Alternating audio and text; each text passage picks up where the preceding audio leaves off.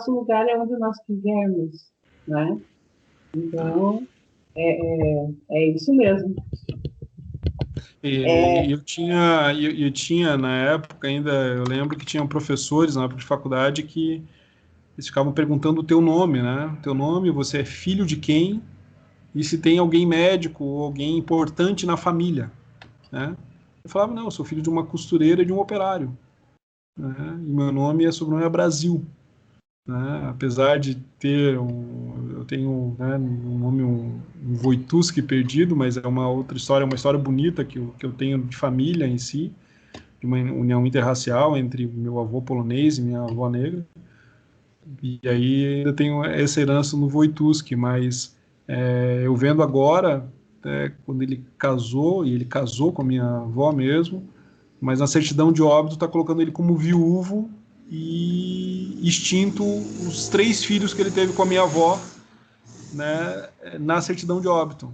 Então é como se minha mãe e meus outros 2 tios não existissem, né, e nem minha tia, nem minha avó, que era negra,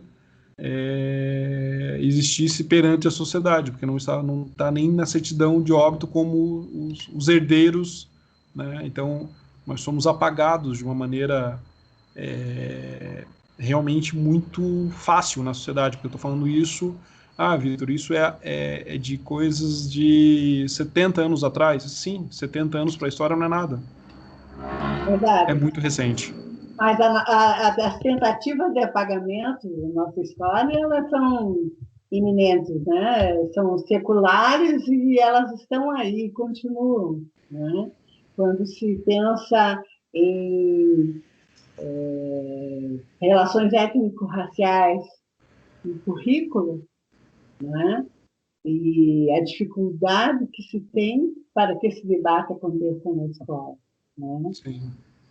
A dificuldade que se tem para que esse debate aconteça dentro da Secretaria de Estado da Educação, né? Então, existe essa dificuldade dentro da Secretaria, pensa na escola, né? Sim. Então, isso está posto e a nossa luta é essa, para, como se diz, fazer com que isso desapareça, né? Não é minimizar e não diminuir a questão, é fazer com que desapareça mesmo, que nós tenhamos realmente a equidade, né? E o tratamento não seja diferenciado por ser equivocado, não é? Porque quando eu olho para você, para mim é natural você ser um homem médico, um homem negro e médico. Meu irmão é negro e engenheiro civil, é doutor, engenheiro civil. Isso para nós é normal, mas para o outro que nos olha e nos enxerga de forma equivocada pela ignorância, por conta de tudo que ignora da nossa trajetória histórica, é que nós precisamos lutar para que isso termine, né? Acabe. Sim. Veja lá, nas questões da luta contra a discriminação e o racismo que atingem a população negra no Brasil e no mundo, para você, o que você acha que deveria acontecer para modificar essa realidade? Eu acho que a exposição do debate não pode ser uma exposição em ondas, né, Clemilda? A gente tem que conseguir fazer com que isso ressoe de uma maneira muito mais como se debate política, como se debate economia. Essa pauta não pode ser uma pauta apenas do momento, né?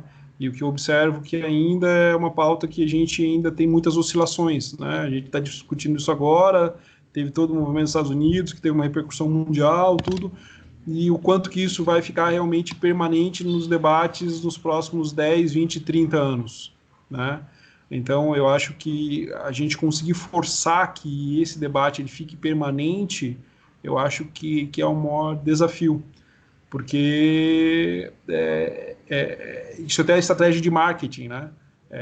Quanto mais aparece, realmente isso vai começando a ser, né, colocado na cabeça, porque quanto é colocado como secundário, esquece-se ou é colocado como secundário, né? Então, como até no Brasil, até 20 anos atrás, era secundário. Isso era algo que não incomodava a sociedade, né? Ó, tem, mas vamos fazer o quê, né? Passou, passa um pano e vamos embora, né? Então, e a gente conseguir ter um fortalecimento mais sistêmico globalizado, né? Então, tem uma união de forças de uma maneira realmente muito mais significativa. Eu acho que a gente perde muito por falta de inter-relação, né? A nossa inter-relação é muito ruim. E eu acho que, mas essa nossa inter-relação é muito ruim para um processo histórico mesmo, né? Porque nós fomos desconstruídos como identidade societária, né? Nós fomos individualizados e alguns de nós foram cooptados, né, por uma questão do sistema. Olha, não, esse aqui é um nego branco, então ele fica aqui, então tá legal, né? Mas o restante não. Então, e aí quando bota um desse indivíduo para nos representar, é que não nos representa, né? Colocar, não, mas olha, não é racista porque tem esse negro aqui, tá? Mas quem disse que ele nos representa e quem disse que ele proporcionalmente em relação à camada social que a gente tem, né? Numericamente falando. Na verdade, não basta ser preto. Isso, né? Porque, na verdade, os negros e negras que mais perderam são aqueles que não têm o conhecimento da trajetória histórica ancestral, que não têm o conhecimento do que realmente foi a escravidão, né? Sim. Do resultado dessa escravidão, né? Não tenho conhecimento de que negros e negras que foram sequestrados em África e vieram como escravizados para o Brasil possuíam conhecimento técnico avançado e por isso foram selecionados. Não foi aquela caça a negros e negras em florestas, como se colocavam, não, com certeza não. E, portanto, que nas regiões do Brasil nós vemos a diferença das nações negras que foram, por exemplo, para a Bahia, para Minas, aqueles que entendiam de como se encontrava o ouro, como se encontrava a pedra preciosa, aqui para os Minas de São Paulo, né? Também esse conhecimento técnico para você encontrar o ouro, porque não é somente você olhar a terra, olhar a montanha e definir que ali existe um veio de ouro. Não é assim. Você precisa de conhecimento técnico primeiro para encontrar o ouro e depois para retirá-lo, para trabalhá-lo, não é? Para purificar o ouro. Então, são técnicas, o trabalho com ferro, não é? Então, os instrumentos que foram elaborados por negros e negras aqui no Brasil, porque esses instrumentos eles não vieram nos navios, eles foram elaborados aqui, né? E o ferro nós temos aqui no Brasil, eles foram retirados das minas de ferro. Essa história nós mesmos estamos conhecendo agora com os pesquisadores, antropólogos e historiadores que estão nos trazendo, não é? Então, essa história ancestral e essa valorização desse trabalho que foi utilizado para que essa colônia chamada Brasil prosperasse, não é?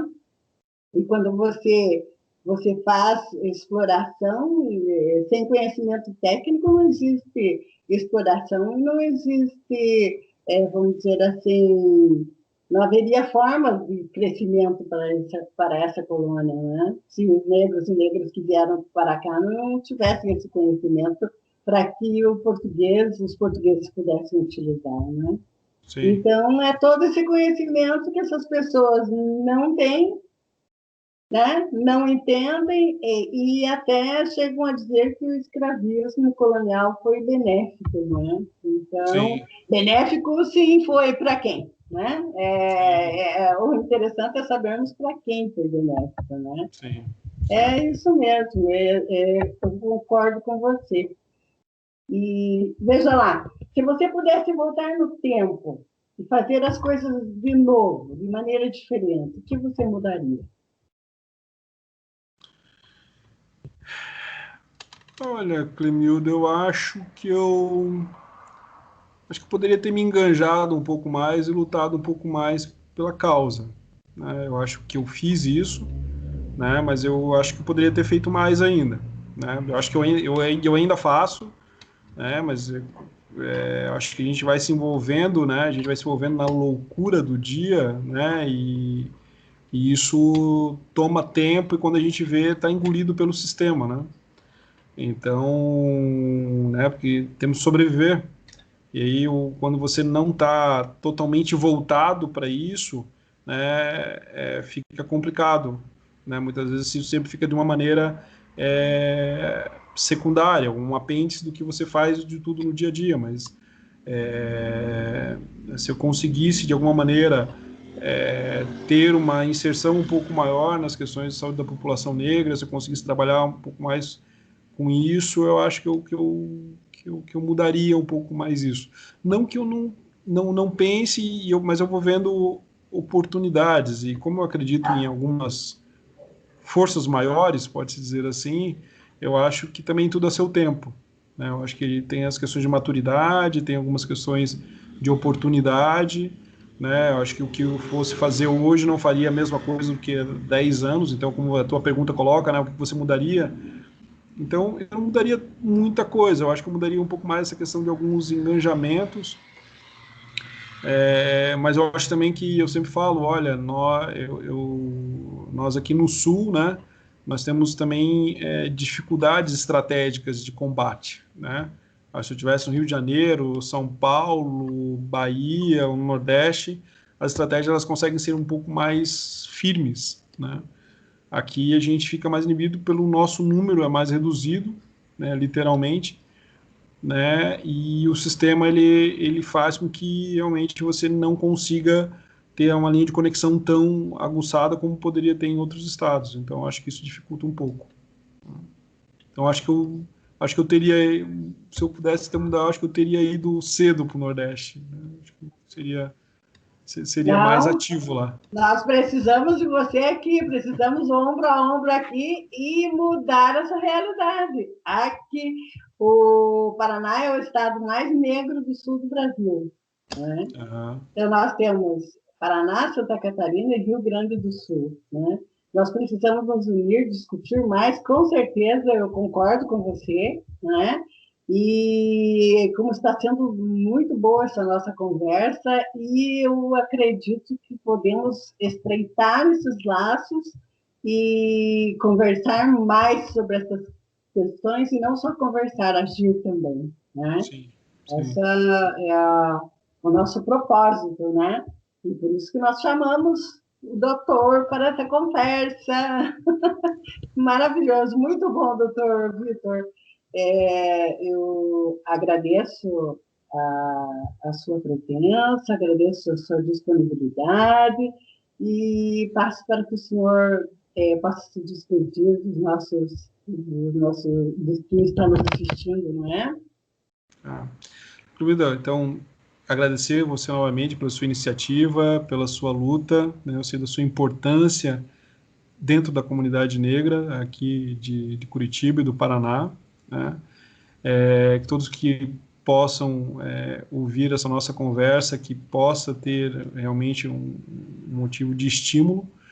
E acho que para esse momento agora, como eu também trabalho de uma forma direta nas questões do combate ao Covid, a nossa população é uma população mais fragilizada, né?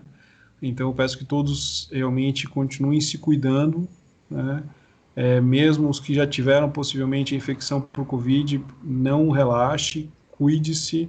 Quando tiver disponibilidade de vacina, tome e mesmo assim continue se cuidando. né? É uma doença nova, uma doença que tem muito ainda, que a gente tem muito que descobrir ainda, né? E não dá para a gente se expor, né, sem necessidade. Então eu sei que tem pessoas que não tem como, né, como eu, como muitas vezes você, não tem como se isolar, mas quem tem possibilidade de se isolar, se isole, e que não tem possibilidade de se isolar, mantenha o distanciamento social, use a máscara, né, lave adequadamente as suas mãos, use o álcool em gel quando possível. Então são, né, mas quem não tem disponibilidade, que eu sei que, né, muitas vezes, olha, entre comprar um prato de comida e ter o álcool em gel, fazer o prato de comida, mas pelo menos usar o sabão, né? Não já tem água. O sabão é um motivo de higiene, né? Porque debatido, sempre usar o álcool, não. Água e sabão já é um grande motivo de higiene, tá? Então, essa higiene mais permanente e o distanciamento, né? Principalmente agora, nessa época das festas, tudo isso que a gente quer se aproximar, quer se abraçar, a gente está cansado, está todo mundo cansado, né? Mas eu coloco também, eu acho que na conversa a gente não colocou, eu fui militar durante um tempo, né? E quando a gente coloca, gente, estamos numa estratégia de guerra, né? Estamos em guerra. E para a gente vencer a guerra, a gente tem que usar as armas que a gente tem na mão. E as armas que a gente tem são armas relativamente baratas e que podem ser, né, ao máximo usufruídas, tá? E espero a gente ter outros momentos como esse, tá? Com certeza, doutor Vitor. Então, muito obrigada, tá?